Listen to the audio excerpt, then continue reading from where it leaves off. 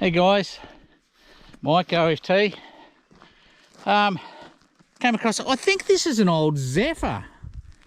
My uncle had one and my mate had an old wagon when he first got his license, but these were quite a popular car in their day. Well, they weren't a bad bus from what I understand, but I'm just trying to look for maybe a marking on it but it looks to me like an old Zephyr.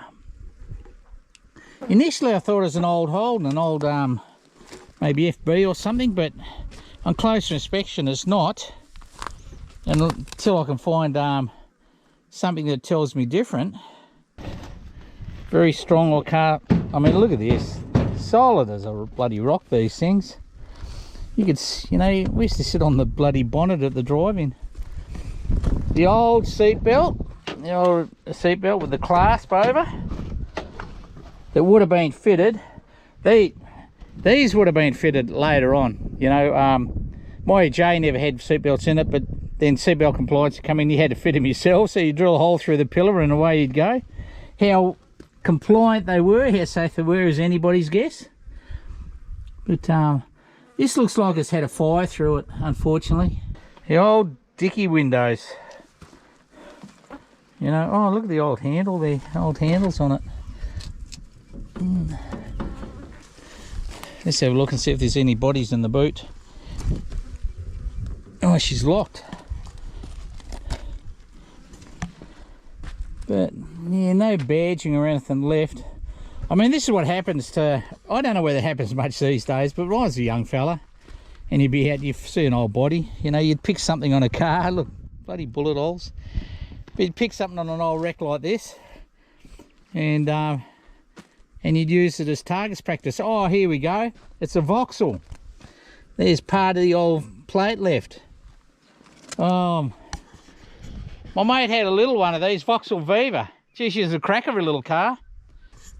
I don't know how popular they were in Australia, but I know there was a lot of Vauxhall Vivas around. The smaller model, which was very similar to the Cortina 440 type of body, but this is a bigger fella. This is a little bit ahead of its time in design. I mean, she's got the coil over springs with the hair she did there and wishbone suspension.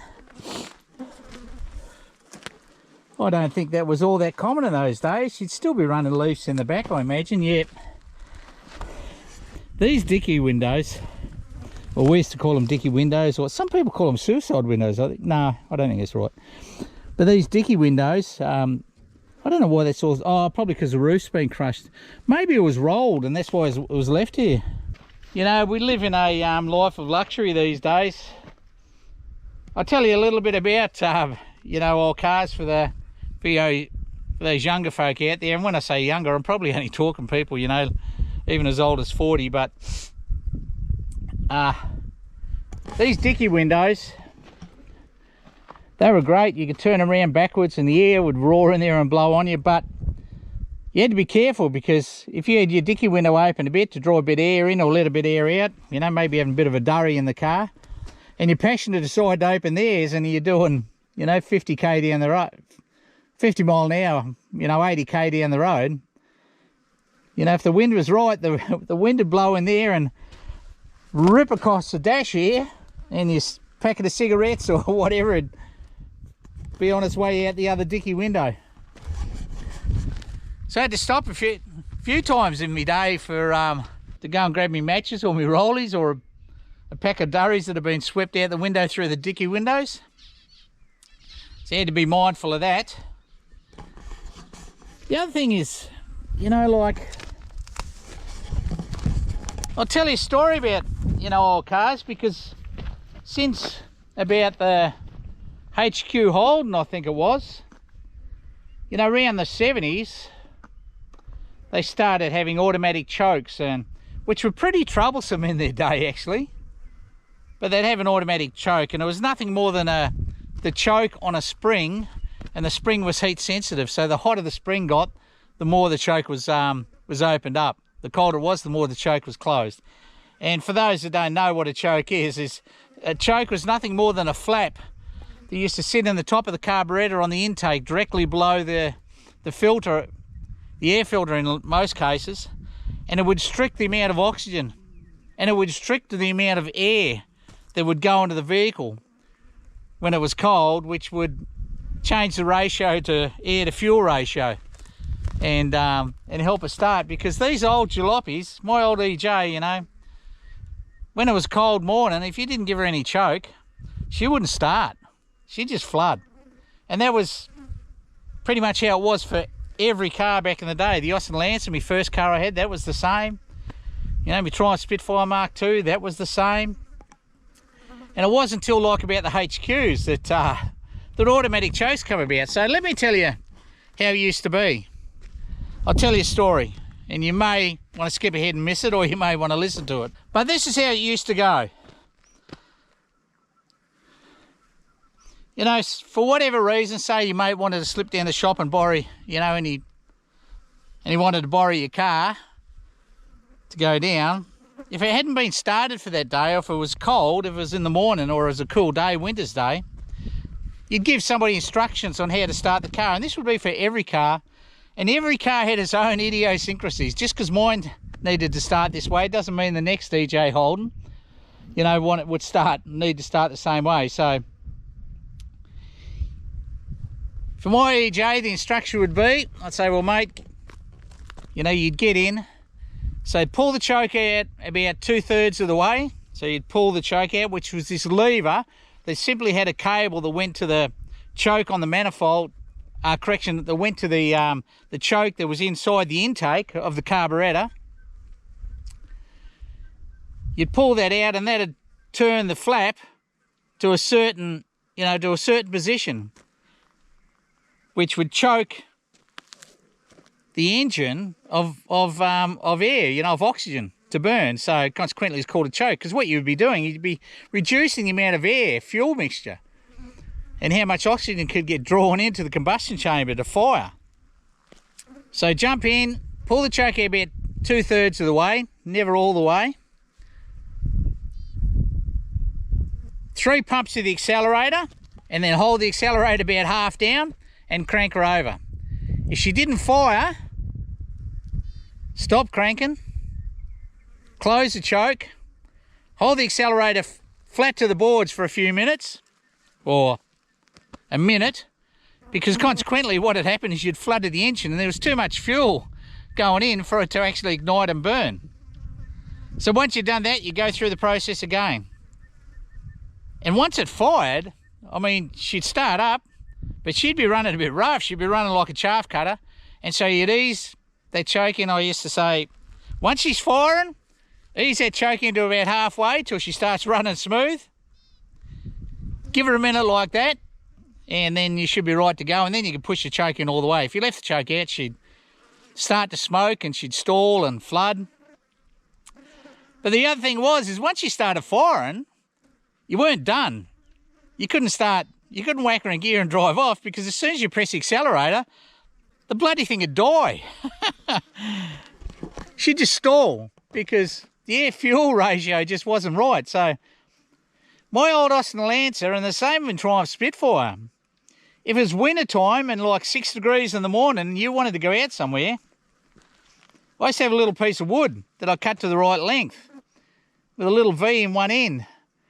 And I'd go out, get the car running, and then I'd whack a bit of timber in, just keep the revs up around about 1,000 or so.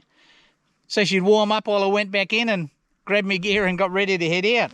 Because until it was warm, she'd be kangaroo hopping and coughing and farting and, you know, spitting bloody smoke out the back. But that's how it used to be in the days. So back in the day, and we're probably only talking pre-70s, it was a manual choke. And every car had its own idiosyncrasy on how it would start. And you'd pass that on to anybody that was going to drive your car. My first boss, who had his own company that took me on, his mum and father were quite well off. They'd had the business before, and they had a big Fairlane 500, which was that was the flash car, you know, and it was before the Statesman came out, just before the Statesman's come out. Used to have these big Falcon 500s. They were a big car. Fairlanes, Falcon Fairlanes. And they had power steering and aircon, all the mod cons. But consequently they had a choke as well, and the choke handle on those used to come out quite a ways. And I still remember this story that my boss was telling about his mum, when they first got it, she didn't know what the choke handle was for, and she thought it was a hanger. So she used to pull it out and hang a handbag on it. And it went into the shop 2 or 3 times complaining about it flooding and stalling and blowing smoke, and, you know, a die in the butt, you know, 5 kilometres down the road, and wouldn't start again. And eventually they took it in there, and the bloke said, look, take me out and show me how you're driving or what happens. And she jumped in, pulled the choke all the way out and dropped a handbag over it, and bingo. You know, that's what it was about. Now, that story's been repeated many times. Of many people over the years I've heard tell that story, but I'm pretty confident that that was the original on it, because I heard it from the horse's mouth at the very time it happened, you know. So anyway, that's a bit of jibber jabber. Oh, great big bung arrow just walking across over there. No good showing you. He's walking through the low shrubs and you wouldn't even see it. But there's been a few around. See, it's been pretty hammered here. There's half a dozen of these old bloody fire pits. I mean, let's have a look. But there's no end of this rubbish washed about it. It's so frustrating, team. I know I might have been the way, and I'm trying to remember, maybe we did it as young blokes, but you find, even there, you find campsites, and it just seems that there's this belief that a campfire is magic, and any rubbish you throw in there will just disappear once the campfire's burnt out.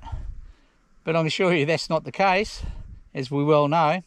I've even found old pots, old enamel pots and that chucked in the fire, and never ceases to amaze me, you know. Humans were not a great addition to the planet, let me say that much. All right, enough jibber jabber. Let's get in the car, let's head back that way. I want to get on the gold because I'm sick and tired of not being on it. And it's probably the longest run I've had with a little amount of gold, and probably the worst start to any prospecting season I've had. I ripped all the wiring out of my bloody trailer harness on the trailer, and including damaged the bloody brake controller system there, so I've got to buy a new brake controller adapter kit, and I've got to rewire the bloody 7-pin flat plug on the camper, and I'm hoping that it hasn't done any damage to the rear end. I don't know how it got ripped out.